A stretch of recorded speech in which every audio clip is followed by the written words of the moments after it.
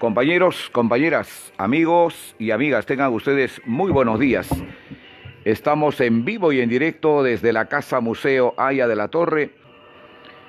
Será una hora muy especial de homenaje a Luis Alberto Sánchez y lo haremos en dos partes.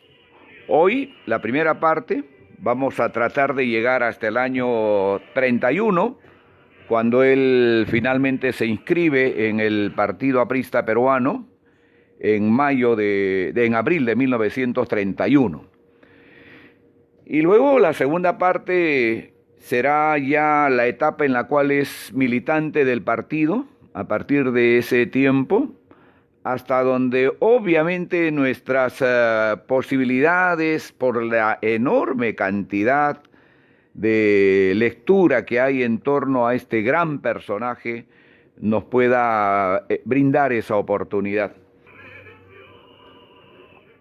Muy bien, y ahora sí entramos a nuestro tema y vamos a hablar de Luis Alberto Sánchez.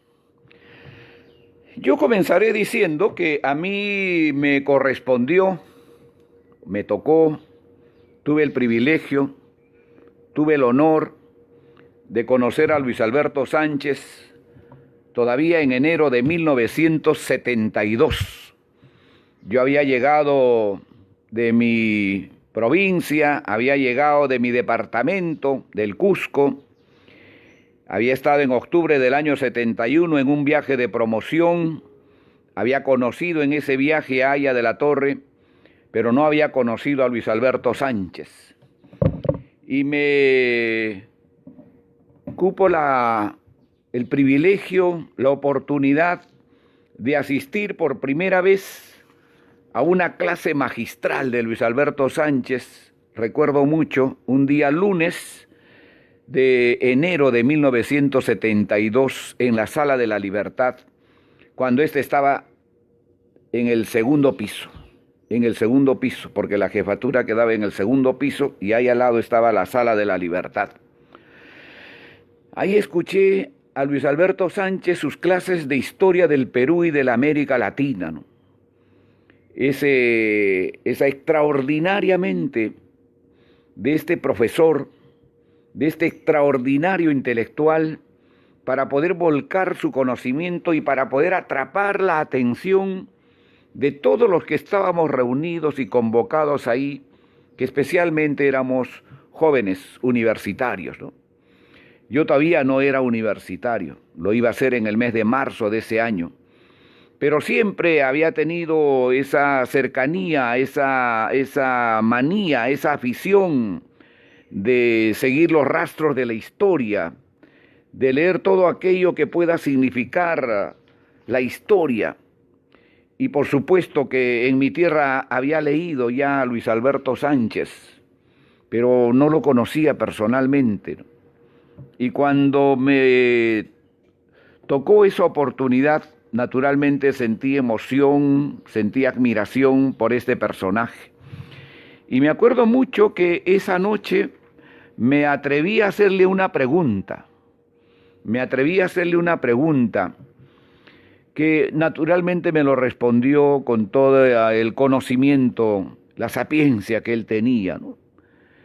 Pero lo que me llamó la atención fue que al lunes siguiente, cuando hubo la otra conferencia, cuando asistimos a las otras clases de Luis Alberto Sánchez, él se acordó de la pregunta que yo le había hecho.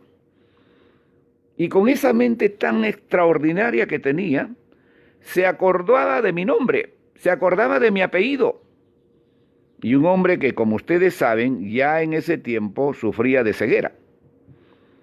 Ahí también conocí a ese gran amigo, a ese gran compañero, Manuel Aquésolo, ¿no? Manuel Aquésolo, que es el que lo guiaba, que es el que lo acompañaba siempre a todos los lugares donde iba Luis Alberto Sánchez. De manera que yo quedé pues impresionado, ¿no? Imagínense, de tantos jóvenes que estábamos ahí, de tantos que hicimos preguntas esa noche, porque eso es lo que se permitía en el Parlamento Universitario en esa época, o en estas clases magistrales de Luis Alberto Sánchez, que después que ellos culminaban sus intervenciones, ¿no es cierto?, había la posibilidad que el que concurría a esas reuniones podía hacerles una pregunta, y ese fue mi caso. Pero nunca olvido que él, con esa enorme capacidad, con esa extraordinaria manera de poder retener no solamente la pregunta, sino el nombre del que le preguntaban. Eso para mí fue una cosa extraordinaria, se me quedó muy grabado por siempre. Yo no he sido tan cercano a Sánchez en el tiempo, en el lapso que he estado en el partido, porque mis primeros años naturalmente han estado muy cercanos más bien a Víctor Raúl, ¿no? Trabajamos intensamente a su lado, en la escuela de dirigentes, en el parlamento universitario, en los coloquios, en la célula sindical Arturo Sabroso Montoya, pero nunca yo me perdía una clase de Luis Alberto Sánchez cuando él asistía al partido, o cuando después también los jóvenes universitarios de la Vía Real organizábamos conferencias en el anfiteatro de la Universidad Villarreal. Me acuerdo mucho, ¿no? Y entonces era pues un lleno total, ¿no? Cientos de jóvenes. Ese local es bastante grande, creo que ahí entra más de 1000 personas. Está en el segundo piso del local central de la Villarreal. Entonces era todo un acontecimiento, pues la ida de Sánchez, la llegada de Luis Alberto Sánchez, ¿no? Era todo un personaje, ese es mi recuerdo de él. Y naturalmente era uno de los pocos apristas en ese tiempo que tenía mucha presencia en los medios, que tenía mucha presencia en la radio, en los canales en los canales de televisión, escribía en los periódicos, ¿no es cierto? Era columnista, no sé si de la revista Ya Caretas en ese tiempo, pero tenía una fluidez para el trabajo y una presencia bastante importante, ¿no? Mucho más que otros del partido, mucho más, ¿no? Era el maestro Sánchez, era el profesor Luis Alberto Sánchez, su voz era infaltable. Ahí en el YouTube inclusive ustedes van a encontrar una serie de grabaciones que él ha hecho, ¿no? Porque soy aprista, ¿no es cierto? Sus recuerdos de José Carlos Mariátegui, de Abraham Valdelomar, de Manuel González Prada, de Aya de la Torre. Es decir, cuando uno entra a escuchar todo lo que Luis Alberto Sánchez grababa en ese tiempo, filmaba en ese tiempo para la radio, para la televisión, es impresionante. Es para quedarse de amanecida. Yo me he quedado varias veces de amanecida escuchándolo y uno nunca se cansa, ¿no? Y uno nunca se cansa.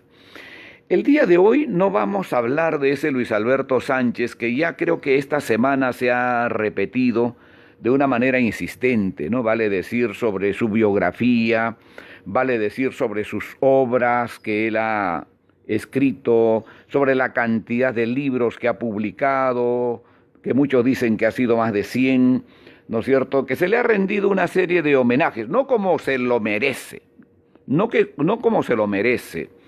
Creo que no ha habido esa expresión de, digamos, de la prensa grande en rendir un homenaje a Luis Alberto Sánchez, ¿no? Yo escuché en Radio Filarmonía el día domingo, ¿no es cierto?, a propósito, es 102.7, de Luis Rodríguez Pastor, un homenaje a Luis Alberto Sánchez, ¿no?, que me impresionó bastante. Inclusive ahí él narra no solamente su biografía, sino la cantidad de libros que escribió, pone la grabación del YouTube, por ejemplo, de lo que dice Sánchez respecto a Manuel González Prada y creo que de José Carlos Mariátegui.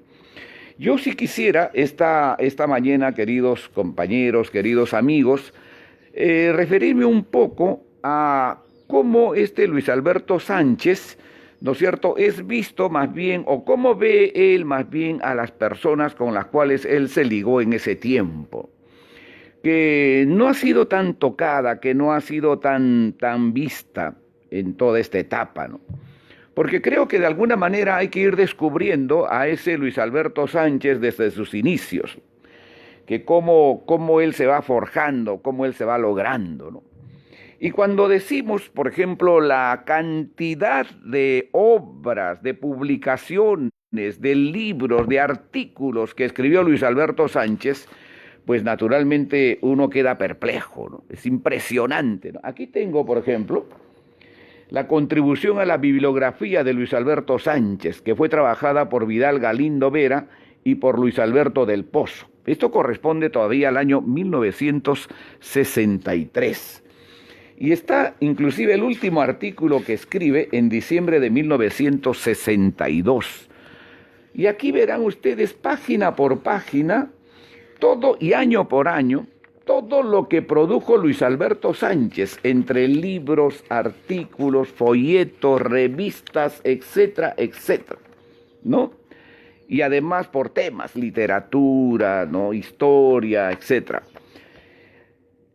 Es decir, un libro completo solo para hacer referencia a todo lo que él escribió durante todo ese tiempo. ¿Desde cuándo fue su primera nota que él escribe, por ejemplo? ¿No es cierto? Desde 1918. Y Sánchez, no se olviden, vino con el siglo. Nació en 1900, el 12 de octubre de 1900, ¿no? Y entonces el año 18 todavía escribe breve noticia de la fundación y transformación de la Facultad de Filosofía y Letras por los alumnos de Historia del Perú, Luis Alberto Sánchez y otros. Y todo lo demás está aquí, ¿no es cierto?, hasta el año 1962. Los que quieran interesarse por esto. Yo le pregunté a un conocedor de Luis Alberto Sánchez, quizás su discípulo más brillante que ha tenido Luis Alberto Sánchez, al historiador Hugo García Salvateschi, si es que después de esta publicación sobre la contribución a la bibliografía de Luis Alberto Sánchez se había publicado algo más. No se olviden que después del 63, pues hasta el año 94 que muere Luis Alberto Sánchez, tiene una producción extraordinaria, ¿no? Extraordinaria, ¿no? Impresionante, impresionante. Él me ha dicho que no, que no hay otra publicación. Y que más bien sí se ha comprometido, ¿no es cierto?, a enviarnos, a entregarnos, nos vamos a ver con él la próxima semana, el día jueves, a entregarnos un libro que él ha escrito sobre Luis Alberto Sánchez, ¿no?, donde narra también hay esa parte tan importante de su relación, de su vinculación con Luis Alberto Sánchez. Nosotros aquí en el museo guardamos una pequeñísima parte de esa enorme producción de Sánchez, ¿no?, que son, se dice, más de 100 libros. Una parte de esto que está aquí, que ojalá ustedes lo estén viendo, ¿no es cierto?, que son como 30, 40 libros que están aquí. Aquí lo voy poniendo, ¿no es cierto? Fue escrito por Luis Alberto Sánchez. Una buena parte de esto nos ha obsequiado para la biblioteca de Víctor Raúl nuestro querido amigo y compañero Hugo García Salvateschi. Entonces, es todo esto, miren, es impresionante, ¿no? Qué tal cantidad, no solamente en la cantidad, sino en la calidad de cada libro, ¿no?, de cada publicación, de cada edición. De manera que creo que esto es, y paro ahí, porque todavía hay mucho más, ¿no? Paro ahí, ¿no? Aquí está su testimonio personal, aquí está la Bella Época sobre Valdelomar, aquí están los señores de Luis Alberto Sánchez, aquí está el Perú, retrato de un país adolescente, aquí está la biografía de Manuel González Prada, ¿no? Aquí está el libro sobre drama de los Palanganas, Veterano y Bisoño, un libro para mí desconocido, el Perú, retrato de un país adolescente, reportaje al Paraguay, 1949, aquí seguro está narrado cuando, no se olviden ustedes, Luis Alberto Sánchez es deportado, es expulsado del Perú después del golpe del 27 de octubre de 1948, o del 3 de octubre de 1948, depende cómo uno lo quiera señalar. De manera que es impresionante, yo se los he querido mostrar para que vean la cantidad. Y allá tenemos, seguramente que usted ya no alcanza, pero allá tenemos sus 5 o 6 tomos sobre la historia de la literatura peruana, ¿no? Bueno, de manera que esto es algo que naturalmente a nosotros nos llena de orgullo de saber que tenemos un maestro de estas características, el hombre que creo que más escribió, que vio al Perú desde distintas perspectivas, que caminó con el tiempo, ¿no? Y eso es un poco lo que queremos hoy día, ir viendo los rastros de este Luis Alberto Sánchez y buscar especialmente esa relación, esa vinculación con las personas, con los personajes que él trató a lo largo de toda su vida. Y en este caso llegaremos hasta 1931.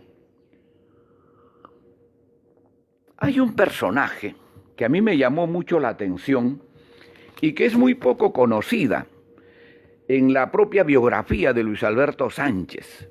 Porque uno siempre se pregunta, ¿y este hombre cómo se inicia en las letras? ¿Cómo se inicia en la lectura? ¿Cómo un hombre, ¿no es cierto?, se va acercando a este tipo de tareas, a este tipo de obligaciones? ¿Quién es el que lo va animando, quién lo anima a que este personaje pueda adentrarse en este tipo de actividades? Yo inclusive me atrevería a preguntar a sus biógrafos si es que conocen, por ejemplo, a Ladislao Mesa. ¿Quién es Ladislao Mesa? Estoy seguro que para muchos es la primera vez que escuchan ese nombre. Pero Ladislao Mesa es un personaje, para mí, estoy yo dando mi punto de vista, ¿no?, de enorme importancia en la vida de Luis Alberto Sánchez. No te me pierdas. Parece que se me han juntado los libros, ¿no? Bueno. Ladislao Mesa, ¿no es cierto?, y él mismo lo señala, y está en la página 179, 180 y 181. Ahora, miren, este es el tomo primero del testimonio personal de Luis Alberto Sánchez, que es el libro con el que prácticamente vamos a trabajar el día de hoy. Sánchez, con esa prodigiosa capacidad que tiene de ir recordando naturalmente cada etapa, cada circunstancia, cada coyuntura que él va viviendo, va vaciando, ¿no es cierto?, en sus escritos. Ahora, cuando uno va leyendo el testimonio de Luis Alberto Sánchez, me pasa a mí, estoy hablando lo que me pasa a mí, ¿no? Yo no soy profesional en estos temas, simplemente lo que a lo que un principiante como yo le pasa, ¿no? Encuentra que hay una serie de yuxtaposiciones, de personajes, de circunstancias. De pronto aparece González Prada y después aparece pues Aya de la Torre, o después aparece Seoane y después aparece Sabogal, o después aparece Mariátegui. Y entonces, pero son personajes que han tenido etapas muy, muy especiales. ¿Cómo poder ordenar eso, no? Y es un poco lo que hemos hecho, ¿no? De alguna manera, es un poco lo que hemos hecho, ¿no? Naturalmente respetando esa prodigiosa forma y manera de poder recordar de Luis Alberto Sánchez a cada uno de estos personajes. Y por eso nos hemos atrevido, ¿no es cierto?, en esta reseña que hacemos, de ubicarlo en primer lugar a Ladislao Mesa. ¿Y por qué Ladislao Mesa? Yo encuentro aquí, en la página 179, ¿no es cierto?, la 180 y la 181, la presencia de este personaje Ladislao Mesa. ¿Quién fue Ladislao Mesa? Y se los voy a leer de propia versión de Luis Alberto Sánchez, que dice: pero lo que más me enseñó fue el trato con escritores, especialmente Ladislao Mesa y Abraham Valdelomar. Fue su amistad un don que me hicieron, porque siendo bastante mayores, no desdeñaron aconsejarme en el culto a la belleza y la pasión por la verdad. Conocí a Mesa, miren cómo comienza a tratarlo a Mesa, que para muchos de nosotros, ¿no es cierto?, es, creo que, un personaje bastante desconocido, pero muy presente en la vida inicial de Luis Alberto Sánchez. Y dice: conocí a Mesa en 1915. Sánchez tenía 15 años, no se olviden, 15 años. Él nació en 1900. Conocí a Mesa en 1915 por intermedio de Ismael Bielix, cuando éste hacía su primer año de letras y yo el penúltimo de la Recoleta, era colegial todavía. Mesa tendría entonces unos 24 años, bastante mayor que él. Cursaba el último año de jurisprudencia en San Marcos y era redactor del Comercio. Usaba chambergo negro de amplias alas, uno de los últimos sombrerones bohemios que se vieron en Lima, y una corbata negra de nudo inconcluso, parecida a su mariposa flotante de Marcelo en las Bohemes de Puccini. Sí, Mesa tenía a orgullo ser bohemio, y lo era, más bien alto, de espaldas anchas, aunque nada rechoncho, caminaba a largos trancos, asentando las plantas de los pies. Tenía la frente huidiza, los ojos chicos y negros, la nariz algo torcida, y sombreaba. Su labio, un bigotillo nada abundante que él solía retorcer a lo mosquetero. Entre sus compañeros de promoción figuraban los colónidas. Él no comulgaba con ellos. Siendo amigo de Pablo Abril de Vivero, de Alfredo González Prada, Abraham Valdelomar, Félix del Valle, Ismael Silva Vidal, César Falcón y José Carlos Mariátegui, frecuentemente discutía de ellos en palabra y escritos. Oriundo de Huaraz, donde nació en 1891, o sea, era prácticamente 10 años mayor que Luis Alberto Sánchez, e hijo de un mayor del ejército que se destacó mientras fue autoridad policial por su ejemplar honradez. Bueno, leía mucho, habla de Mesa, y de todo, pero en especial cuentos rusos. Solía ligar con malicia excesiva e injustificada el caballero Carmelo de Valdelomar con un cuento de Korolenko. Por Mesa conocí, y aquí viene, compañeros, o compañeras, o amigas, o amigos. Por Mesa conocí las obras de Chejov, Andreyev, algunos de Tolstoy. De las manos de Valdelomar recibí como obsequio una colección de Pushkin. Mesa adoraba a Gorki. Me parece que los vagabundos de este y los hermanos Karamazov de Dostoyevsky marcaron a fuego su vida. A menudo, cuando tenía en el coleto copas de más, y era a menudo, citaba frases de Aliauskas Karamazov. Ladislao se tenía por escritor maldito. Este hombre singular, se refiere a Mesa, fue uno de mis primeros amigos literarios y quien, repito, me introdujo en el mundo imprevisible de los escritores. Mesa, Ladislao Mesa, el que lo introduce, según Luis Alberto Sánchez, ¿no es cierto?, en el mundo imprevisible de los escritores. Ladislao Mesa, ¿no? Vamos descubriendo estas nuevas vertientes, ¿no? Porque, claro, nosotros siempre repetimos casi lo mismo, ¿no es cierto?, en la biografía de Luis Alberto Sánchez, pero vamos entrando a unas nuevas rutas, ¿no? Yo soy un poco, pues, aficionado a eso, ¿no? No soy historiador, pero sí me gusta ir escarbando, auscultando esas nuevas vertientes que para mí son un poco las que originaron en suma lo que después va a ser el personaje, como en este caso a Luis Alberto Sánchez. Yo les confieso particularmente, antes de haber leído el testimonio de Sánchez, no había escuchado hablar de Ladislao Mesa en ninguna conferencia, ¿no? Este testimonio de Sánchez, pues, lo hemos leído hace muchísimos años, ¿no? Lo estoy releyendo. Y en la relectura, como ocurre a veces, o como ocurre siempre, uno va descubriendo, ¿no? Uno va encontrando estas nuevas formas y maneras de conocer al personaje que en este caso lo ha escrito, y es el caso de Luis Alberto Sánchez, ¿no? Este hombre singular fue uno de mis primeros amigos literarios y quien, repito, me introdujo en el mundo imprevisible de los escritores. Con desprendimientos inigualable y conmovedor, no solo nos regalaba al chino Bielix y a mí entradas de teatro, sino que nos convidaba a tomar el lonche de las 5 de la tarde, pero nunca una copa. Íbamos al Café del Águila y al Dorado de la calle de Platero de San Pedro o el Péndola de los Plateros de San Agustín, en cuyos altos habitaría años después Aya de la Torre. Bueno, entonces Ladislao Mesa, ¿no?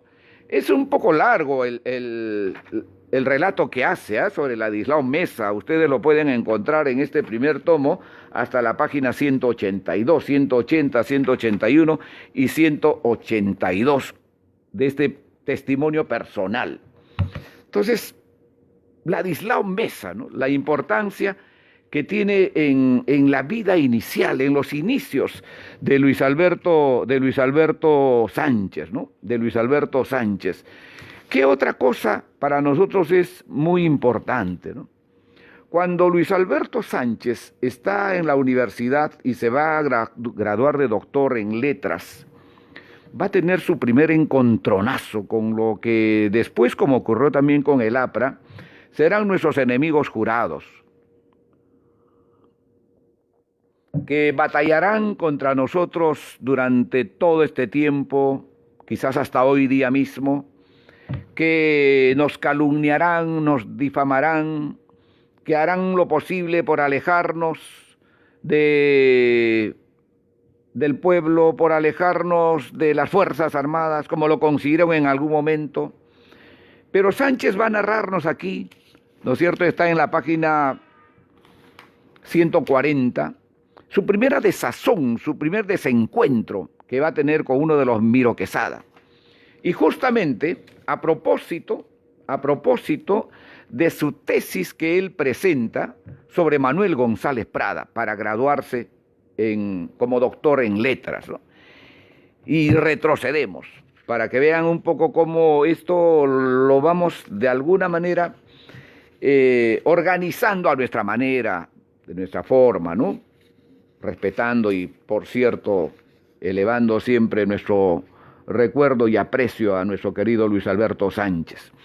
Y entonces, en la página 140, recordando esa etapa de 1922, cuando Luis Alberto Sánchez va a graduarse como doctor en letras, su desencuentro con los Miro Quesada, con Luis Miro Quesada. Años antes, naturalmente, que era lo que vamos a retroceder en algún momento, ya había ocurrido la reforma universitaria en 1919, ya había ocurrido el Congreso en el Cusco en 1920, ya había ocurrido su encuentro con Aya de la Torre, ya había ocurrido su relación y su vinculación con Manuel Seoane, que lo vamos a ir viendo. Pero yo voy a Manuel González Prada porque es lo primero que se le va a presentar, en este caso, a Luis Alberto Sánchez. ¿Y qué cosa nos cuenta Luis Alberto Sánchez en la página 140 de su primer tomo sobre este desencuentro que va a tener con los Miro Quesada? Dice: para el doctorado presenté una tesis titulado Elogio de don Manuel González Prada, que fue bien calificada, pero el día del grado me sorprendió algo muy sui generis. Hicieron pasar antes que a mí a otro graduando. Cuando éste concluyó, Miro Quesada, que presidía, anunció que se levantaba la sesión. O sea, le tocaba a Luis Alberto Sánchez exponer su tesis, exponer su trabajo, y este señor, Miro Quesada, sabiendo eso, se levantó para no dar lugar a que él pudiera exponer su tesis ese día. Pero Vice, conocedor de la intriga, me había prevenido por medio de Doit y Lora, subsecretario de la facultad, y luego me informó: mira, hijo, siéntate en primera fila y apenas termine el grado de X, tú subes al estrado y te sientas en la silla del graduado, a ver que te saquen de ahí. Si no lo haces, estás perdido. Gracias a ese consejo de don Carlos se frustró el atropello. Al concluir mi grado, Miro Quesada me dijo en tono de reconvención: doctor Sánchez, ha hecho usted mal en ocuparse de González Prada y en tratar el tema como lo ha tratado.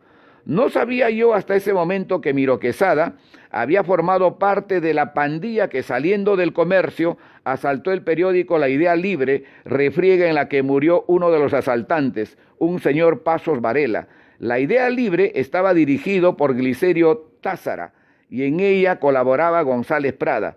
Ocurrió aquello en 1905.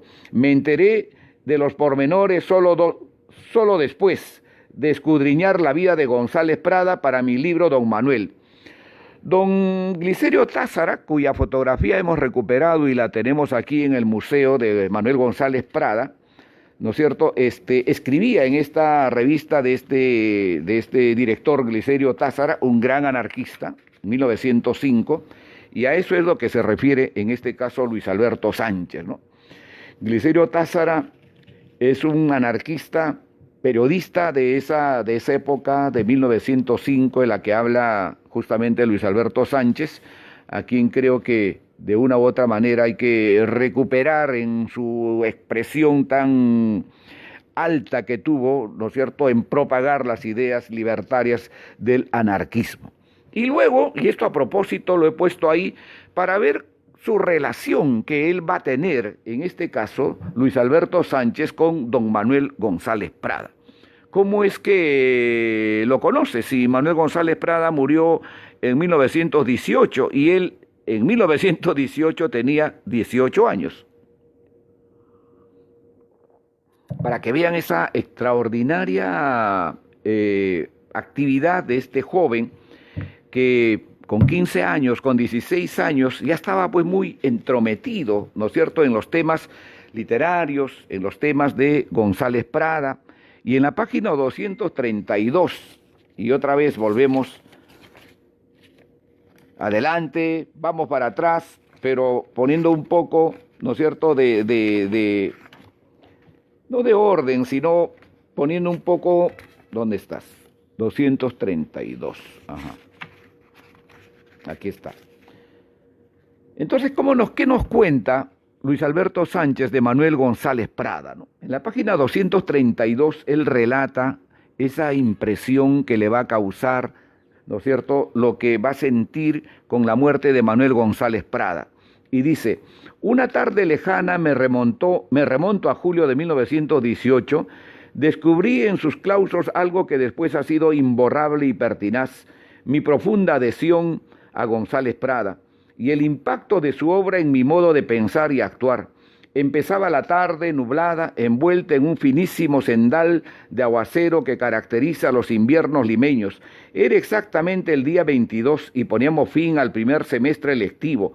Nos hallábamos sentados en una banca del patio de los Naranjos. Rebeca Carrión Cachot, mi condiscípula, la mascota de la clase, Julio Chiriboga, que después fue rector de Trujillo y que en esa fecha lanzaba miradas de carnero ahogado a Rebeca, y yo. Alguien se acercó con el diario de la tarde acabado de salir. ¿Saben quién ha muerto? ¿Quién?, pregunté. González Prada. Sentí como si me hubieran anunciado la pérdida de un paciente cercano. Quedé helado. Don Manuel vivía a una cuadra de mi casa, y ahí viene un poco esa cercanía que él va a tener en vida con González Prada, ¿no? Don Manuel vivía a una cuadra de mi casa. La nuestra quedaba en la esquina de San Marcelo con Acequia Alta, frente a la pensión de César Vallejo. La de don Manuel al final de la cuadra siguiente. No se olviden que César Vallejo va a llegar a Lima en 1916, ¿no?, según el historiador Germán Peralta, ahí en su libro sobre Antenor Orrego y la Bohemia de Trujillo.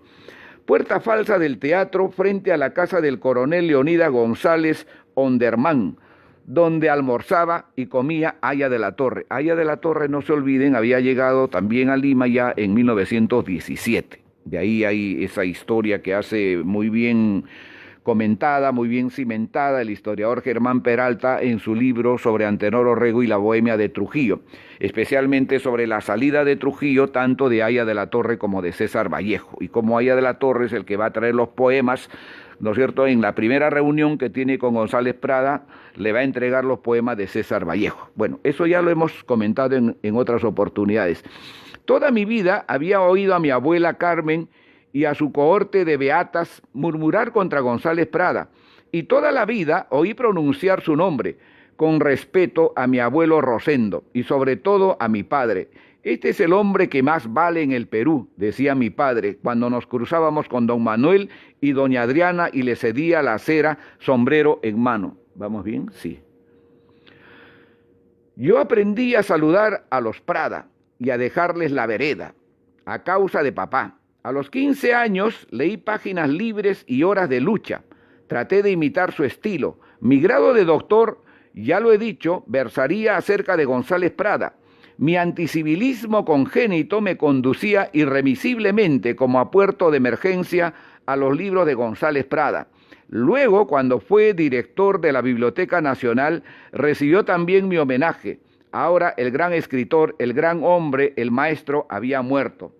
Como me parecía imposible, don Manuel era una estatua andante inmortal, alto, blanco, róseo, de grandes ojos azules, esbelto y erguido hasta la ancianidad, bien trajeado, retorcido el blanco bigote, bien peinado los albos cabellos, perfecto el perfil, blanca la corbata, negro o azul el traje de corte severo. Llevaba siempre colgado de sus brazos a una mujer rubia, hermosa, también de ojos azules, una mujer que lo contemplaba con adoración. Era el encuentro cotidiano múltiple. Se refiere a su esposa, pues, ¿no? A doña Adriana, ¿no? A mediodía, cuando él iba a pie hasta la biblioteca, al caer la tarde, cuando volvía a su hogar con doña Adriana, al despuntar la noche, cuando se dirigían al cinematógrafo, la gente se daba vuelta para mirarlos pasear. Encarnaban la verdadera aristocracia del Perú, la del talento, la dignidad, la cuna y la belleza, aunque yo admiraba entusiastamente a don Ricardo Palma, grande amigo de papá. El pensar que hubieran antagonizado Palma y Prada me producía náuseas. Las vencí aferrándome al apóstol, o sea, a Manuel González Prada, ¿no? Sobre esa discrepancia entre Ricardo Palma y Manuel González Prada, ¿no es cierto? Cuando González Prada asume la dirección de la Biblioteca Nacional y de alguna manera cuestiona las anotaciones que había hecho Palma en los libros que él utilizaba, que él leía, ¿no es cierto? Y el tema del inventario y todo eso que trajo pues una disputa bastante muy comentada en ese tiempo, ¿no? Entre Ricardo Palma y Manuel González Prada. Y bueno, yo me sentía condecorado por la insistencia con que me clavaba los ojos claros, llenos de majestad e impertinencia. Alguna vez pensé en lo que él dijo de Renan, cuando el autor de La Vía de Jesús, le miraba durante sus clases del Collège de Francia y me apliqué el apelativo de bárbaro. La muerte de Prada me conmovió hasta las raíces, tanto que no quise asistir al entierro como no asistí al de mi madre. Después, mucho después, cuando su hijo Alfredo me hizo entrega como heredero espiritual de sus objetos personales y de sus manuscritos, aquello me pareció natural. Pero esa tarde de 1917 me juré a mí mismo tratar de no apartarme de la altiva lección del maestro. No se olviden que con el tiempo, Luis Alberto Sánchez, con su hijo de Manuel González Prada, van a ser los primeros propulsores, editores, ¿no es cierto?, de las obras de Manuel González Prada.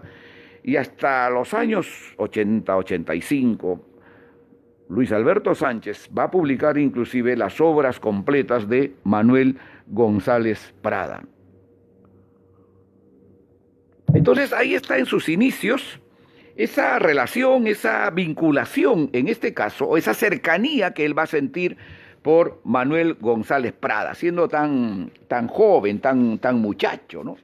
Y bueno, ahora vamos a pasar. ¿Cómo es ese encuentro? ¿Cómo es esa relación?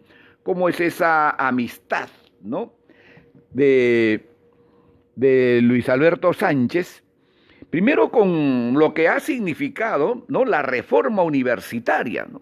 ¿Qué cosa significó para Luis Alberto Sánchez la reforma universitaria en 1919? No se olviden que Luis Alberto Sánchez va a pertenecer a un grupo que se va a llamar el Conversatorio, que lo vamos a ver un poquito más adelante. Él en toda esa etapa, hasta el año 31, no va a tener militancia política, y él lo dice, y él lo indica casi a cada momento, ¿no? Y entonces, ¿qué cosa pensó en ese tiempo, en ese momento, Luis Alberto Sánchez sobre la reforma universitaria, ¿no? Dice Luis Alberto Sánchez en la página 144, ¿no? Contamos con dos fuerzas aliadas, la capacidad captadora y organizativa de Víctor Raúl Haya de la Torre y la agresividad mordaz de Raúl Porras Barnechea. Sin ellos no hubiera sido posible la reforma. Haya de la Torre había llegado a Lima en 1917. ¿Qué hora es? Caramba. Ya es las 11. Haya de la Torre había llegado a Lima en 1917 para matricularse en Derecho. De inmediato se convirtió en el alumno predilecto de José Matías Manzanilla, profesor de Economía Política. Su figura alta y delgada se hizo imprescindible en los claustros sanmarquinos. Era un dínamo andante, reía a plena boca, hablaba con voz algo opaca, pero que a menudo lograba timbre clarísimo. Vestía siempre de negro, con ropa no muy nueva, peinaba hacia atrás. Cuando reía, su boca mostraba un motín de dientes, todos los delanteros arremolinados en afán de sobreponerse los unos a los otros, dental retrato de un andante movimiento social. Porras, como he dicho, era el contrario, bajo, algo rechoncho, de ojos azules, pelo rubio, trato un poco hosco, aunque de risa abierta e incisiva. Los dos caminaban deprisa, el uno a grandes trancos, a paso repicado, el otro.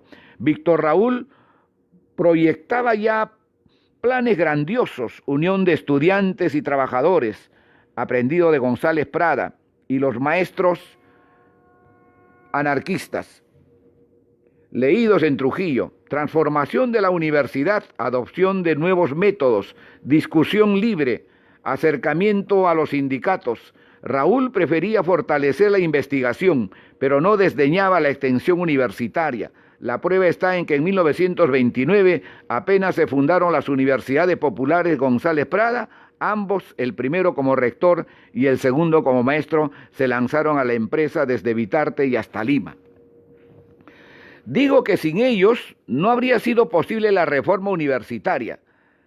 La aprobaron Raúl y Guillermo Luna Cardenat, otro pluma corrosiva y antisonante, dedicado desde las columnas de La Razón a caricaturizar los maestros deficientes, aquellos a quienes habíamos de tachar.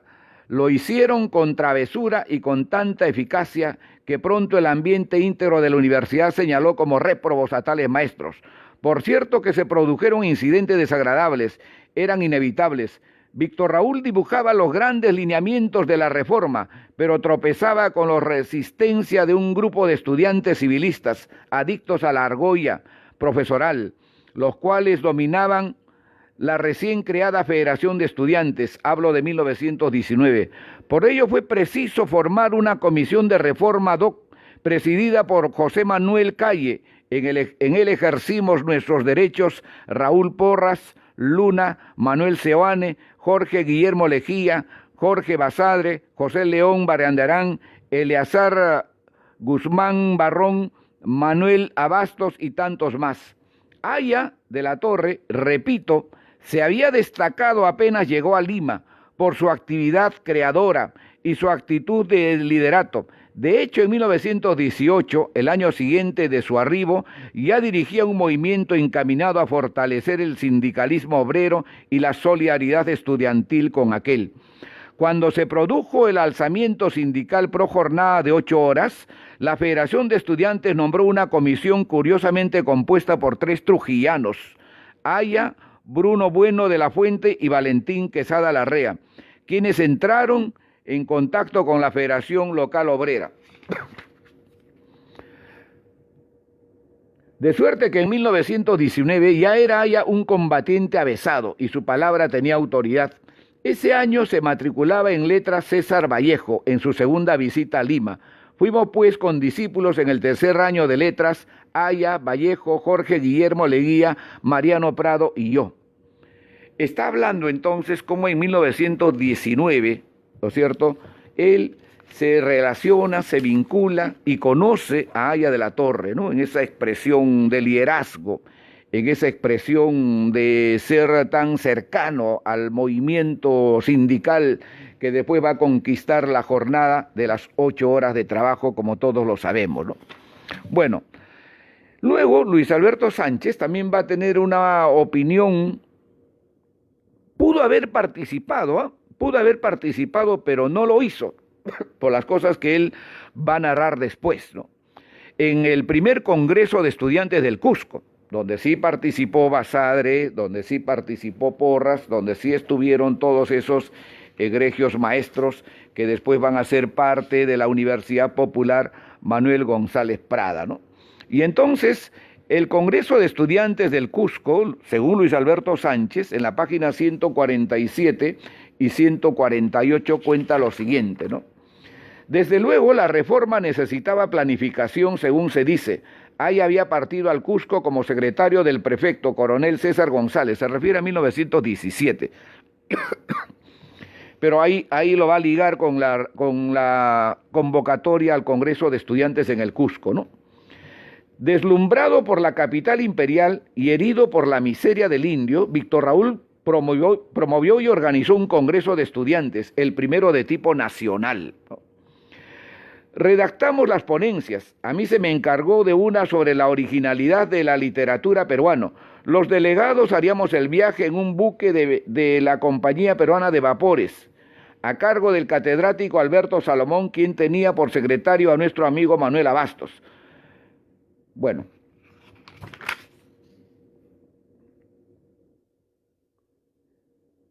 El Congreso Estudiantil del Cusco señaló las bases de nuestra revolución universitaria y proporcionó las ideas matrices del futuro Frente de Trabajadores Manuales e Intelectuales de 1923, ¿no?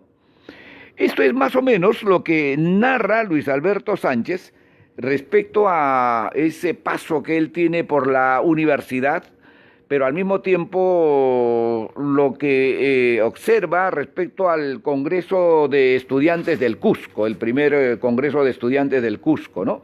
En 1920. Pero ¿qué grupo integraba en este caso, en ese tiempo, Luis Alberto Sánchez? ¿No? Como estamos viendo aquí, qué cosa organizada existía entonces en ese momento, ¿no? Luis Alberto Sánchez resalta aquí en su primer tomo, en su testimonio, esa organización que entonces hubo de estos jóvenes que se comprometieron a revisar, a cuestionar la historia de nuestro país, la historia del Perú, y a promover, ¿no es cierto?, una manera y una de ver el Perú desde ese momento. Se llamó el Conversatorio. ¿Y quiénes integraron el Conversatorio? Está en la página 142 y 143, ¿no? Para ver más o menos cómo Luis Alberto Sánchez se va integrando más en estos grupos que se llamó el Conversatorio. Y dice lo siguiente: el Conversatorio se materializa en una serie de conferencias. Aquí está, perdón. De allí que recogiendo las sugestiones de los dos maestros de historia y de Belaúnde, promotor de varias aventuras intelectuales, resolviéramos estudiar al margen de todo criterio tradicional los orígenes y el desarrollo del movimiento emancipador del y en el Perú. Queríamos producir una nueva historia de ese periodo para el entonces próximo primer centenario de la independencia a celebrarse el 28 de julio de 1921. Y entonces sobre el Conversatorio, queríamos producir una nueva historia de ese periodo para el entonces próximo primer centenario de la independencia a celebrarse el 28 de julio de 1921. El Conversatorio se materializaría en una serie de conferencias de diferentes personas, todos estudiantes, y en torno de un tema central. Iniciamos así un auténtico complejo acerca de nuestra preemancipación. Cada conferencia debía imprimirse en un folleto. Cada ejemplar se vendía a 50 centavos. Con el total formaríamos una obra concordada y revisada. Empezamos con la conferencia de Jorge Guillermo Leguía, Lima en el siglo XVIII, que ha tenido varias ediciones, una bella estampa de aquella época. Siguió Raúl Porras con su brillante estudio sobre don José Joaquín de la Riva, el agudo y polémico clérigo que alternó loas a Abascal y a Bolívar. Yo di la tercera sobre los poetas de la Revolución, deteniéndome especialmente en Olmedo y tratando de enaltecer a Melgar, humillado por el desdén de sus exégetas. Fueron las tres únicas conferencias impresas. Los demás miembros del conversatorio dieron las suyas esporádicamente, pero no las recogieron en folleto.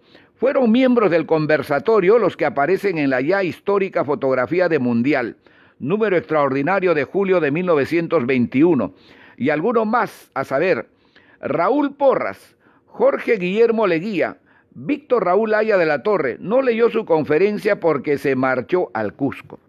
A ver, yo no sé si realmente, no, claro, Luis Alberto Sánchez, con esa grandeza que le caracteriza, con esa cercanía a Víctor Raúl, no incorpora el nombre de Haya de la Torre en este grupo, ¿no? Pero esa actividad tan constante de Haya de la Torre, esa labor tan diaria que él tenía, no solo en estar a la cabeza de las luchas sociales en ese tiempo, de haber comandado a los obreros, a los estudiantes, de haber fundado las universidades populares, Manuel González Prada, de haber hecho ese viaje que en algún momento lo hemos visto, lo hemos revisado, ¿no es cierto?, a los países cercanos, ¿no?, a Argentina, a Chile, a Uruguay, a Bolivia. Le dio tiempo para participar en este conversatorio, ¿no? Yo particularmente creo que no, ¿no? Yo particularmente creo que no, pero bueno, ese es un tema que ya los historiadores con mayor acuciosidad, con las fuentes que hay que señalar siempre, podrán ubicar y podrán señalar. Porque este Haya de la Torre tan activo, tan presente en cada sitio y en cada lugar, y ahí nomás, no se olviden, ¿no? Después del 23 de mayo de 1923, él va a estar en una etapa en la clandestinidad, y luego en octubre de ese mismo año va a salir al exilio, después de caer prisionero. Entonces, yo valoro naturalmente esta expresión tan fraterna, tan amical, tan cercana, tan hermana de Luis Alberto Sánchez. Ricardo Vegas García le dio se marchó al Cusco, bueno, Ricardo sobre Cochrane, Manuel Abastos habló sobre Sánchez Carrión, Guillermo Carlos Moreira Pasoldán, José Quesada, José Luis Llosa Belaúnde, Jorge Basadre, el Benjamín, quien ha negado a veces su participación, y yo, la generación del conversatorio, cuya actividad coincide con el movimiento de la reforma universitaria, fue predominantemente historicista. La sombra de Vice nos amparaba. Hemos hecho un especial inclusive sobre Jorge Basadre y la historia del APRA, y un poco la forma y la manera bastante mezquina de sus referencias, ¿no es cierto?, a lo que constituyó este movimiento. Y esa distancia también que va a tomar con el propio Luis Alberto Sánchez, ¿no? Aunque en el prólogo de Historia del Perú, de Jorge Basadre, se reconoce nítidamente la primera etapa, esa relación, esa vinculación que hubo muy estrecha.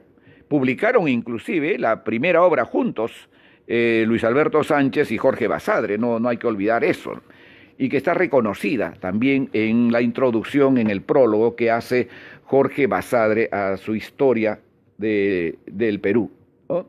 Bueno, quizá eso podamos analizarlo en otro momento, porque es muy importante, ¿no? Porque acá nos señala Sánchez, por ejemplo, que a veces lo negó. Quien ha negado varias veces su participación se refiere a Jorge Basadre, ¿no?, en ese conversatorio, que fue un grupo, pues como ustedes han escuchado, de muchachos que después van a brillar, muchos de ellos pues con luz propia, ¿no?, en el firmamento cultural, en el firmamento literario, ¿no?, de la historia, de la poesía, ¿no?, grandes personajes, ¿no?, que fueron parte de ese conversatorio.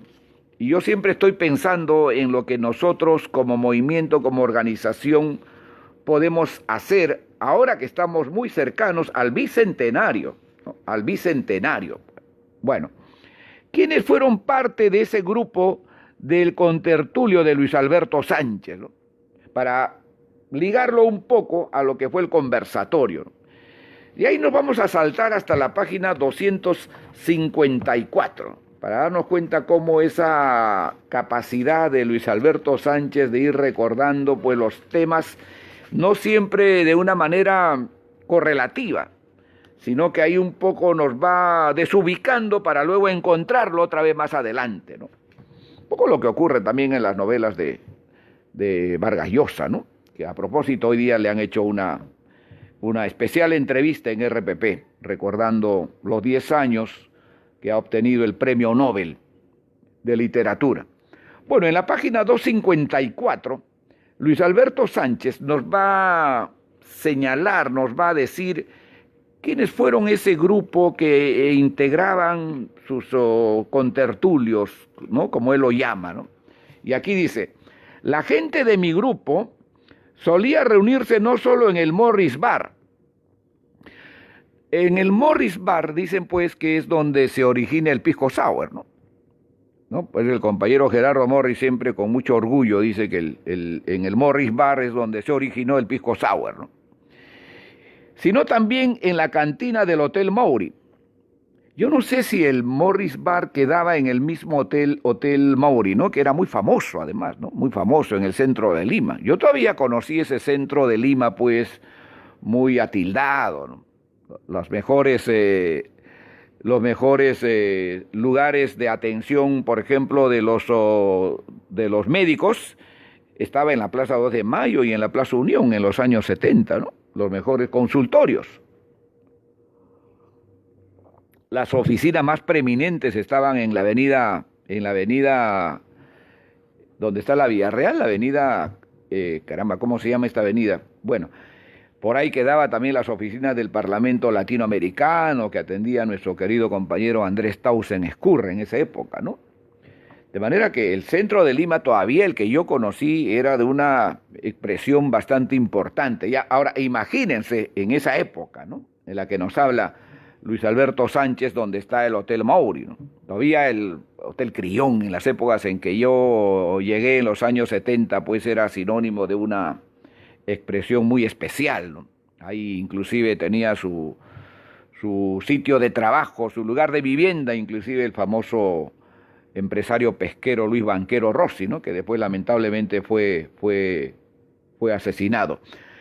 Dice Luis Alberto Sánchez: la gente de mi grupo solía reunirse no solo en el Morris Bar, sino también en la cantina del Hotel Maury y en un restaurante alemán de la calle de Pescadería, situado en la acera del frente de la Intendencia de Policía. Ahí servían unos chops magníficos. El consumo se contaba por la asientavasos de cartón que a veces sumaban 12 por cabeza. Esto ocurría sobre todo cuando José Ángel Escalante era miembro de la partida.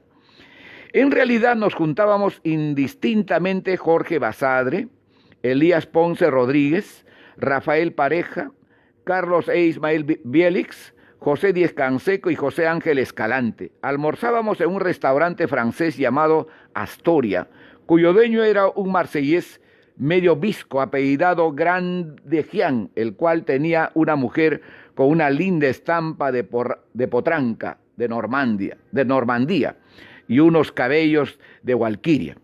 Basadre demostraba intensa afición al goce de la vida, trataba de cultivar la esgrima.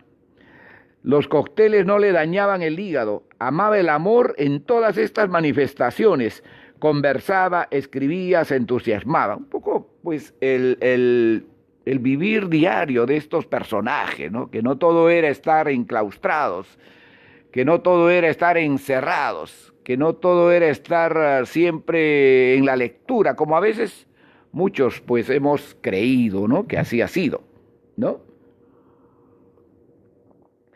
Y no, pues, no era así. Inclusive, más adelante, ojalá haya oportunidad de llegar a esa parte. Luis Alberto Sánchez era abogado del distrito, del municipio de La Victoria. Y él cuenta ahí cómo esas casas donde se ejercía la prostitución eran, en este caso, registradas por este municipio donde él era parte, ¿no? El municipio de La Victoria. Bueno, en realidad nos juntábamos, bueno, Basadre demostraba, ya leí esa parte, desde luego no era el suyo el fervor extravertido de Pepe Canseco. Este acababa de insurgir por usar un verbo grato a los pedantes en las letras, primero con unos versos criollos imitando dentro de la temática vernacular los romances de García Lorca y luego con sus narraciones criollas. Acostumbraba a asistir como Basadre, Espelucín y yo a las tertulias de Amauta. Colaboraba en la revista semanal que acogió sus romances. En Amauta publicó su novela corta El Gaviota. Pepe Canseco se consagró desde entonces a la bohemia y a la narración. Bueno, y continúa, ¿no? Y continúa y es bastante largo, ¿no? Está en la página 255, 256 y 257, un poco para conocer quiénes eran los que estaban al lado de Luis Alberto Sánchez en esa época, como él los llama, los contertulios, ¿no? Los contertulios de Luis Alberto Sánchez, ¿no? Que está en la página 254 o 255. ¿Cómo conoció Luis Alberto Sánchez a Manuel Seoane, ¿no? No se olviden que Seoane es el que de una u otra manera lo estimula, prácticamente no lo obliga, sino que lo anima a que Luis Alberto Sánchez pudiera ser militante del APRA, ¿no? Y lo va a lograr en abril de 1931. Con Manuel Seoane pues van a tener una relación muy estrecha cuando va a comenzar la diáspora, después de 1932, cuando ambos, siendo constituyentes, van a ser expulsados del país, ¿no? Pero nos interesa saber los prolegómenos, nos interesa saber el prefacio, porque a veces ya muchos, o la mayoría, conocemos, ¿no?, lo que pasó después del 32, cuando ambos fueron deportados, cuando en Chile, ¿no es cierto?, trabajaron en Ercilla, uno director, el otro subdirector, promovieron una gran revista, publicaron una buena cantidad de libros, etcétera, etcétera. Cambiaron el rostro del periodismo en Chile, acogieron a muchos exiliados, etcétera, etcétera, pero no conocemos, o conocemos muy poco. ¿Cómo fue esos inicios, ¿no?, para tomar un poco el título del libro de Armando Villanueva del Campo, ¿no?, los inicios? ¿Cómo fue ese comienzo, esa relación? Y yo me preocupo mucho en eso, ¿no?, porque son cosas que conocemos muy poco. 254, lo tengo que poner en su sitio porque a veces se me pierde y yo después tengo problemas para ir ubicándolos. ¿Cómo conoció a Manuel Seoane, ¿no? Y está en la página 190 y regresamos a la página 190 para poder ubicar esta parte en la cual él nos va a contar su relación, su vinculación, ¿no?, con Manuel Seoane. Ojo que estamos en esa etapa donde todavía él no es militante, ¿no? Él es más bien parte de ese conversatorio, es parte más bien de todo ese grupo que va auscultando, que va revisando la historia. Él va publicando ya una serie de obras, ¿no?, como muy bien lo hemos visto ya en anterior oportunidad. Conocí a Manolo en 1917. Sánchez tenía 17 años. Seoane, ¿cuántos tenía? Seoane también nació en 1900. Al entrar a San Marcos, él estaba matriculado en la Facultad de Ciencias, quería ser médico. Al año siguiente varió de parecer, se trasladó a Letras, fuimos amigos. Manolo era un muchacho flaco, alto, de largas piernas y cabeza cuadrada.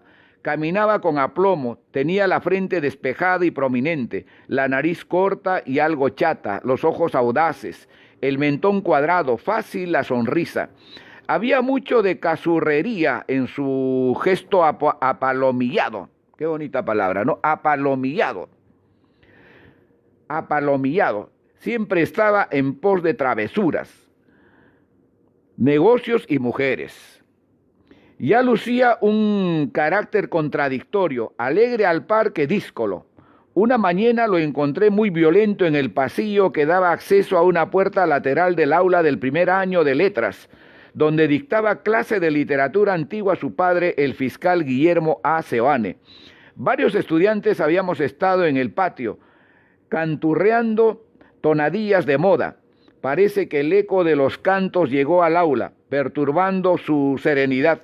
Manolo salió airado por lo que creía un desacato a su padre, a quien todos respetábamos y hasta queríamos. No llegó la sangre al río.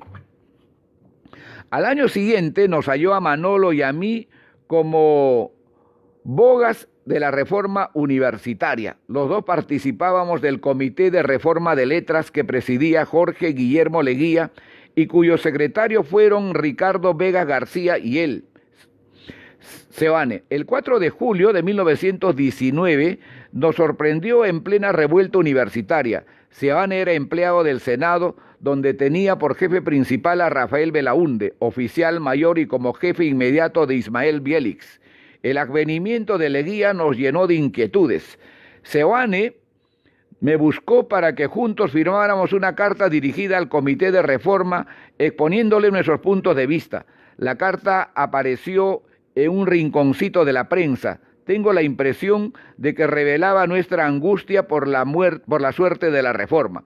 Con el receso de 1921, la posición de Seoane se definió más cerca del grupo recesista. La Federación de Estudiantes, con sede en el Palacio de la Exposición, fue el teatro de sus nuevas actividades. Le acompañaban estudiantes de marcada tinte civilista como Alfredo Herrera, Carlos Ayán, Álvarez, Luis A. Flores, César Alengua. En esa coyuntura nos divorciamos en cuanto a técnica universitaria. Seoane, que había salido ya del Senado, poseía un viejo automóvil Ford en el que, por humorada, hacía a veces de chofer público. Un día condujo al rector Villarán de un barrio a otro sin que éste lo reconociera.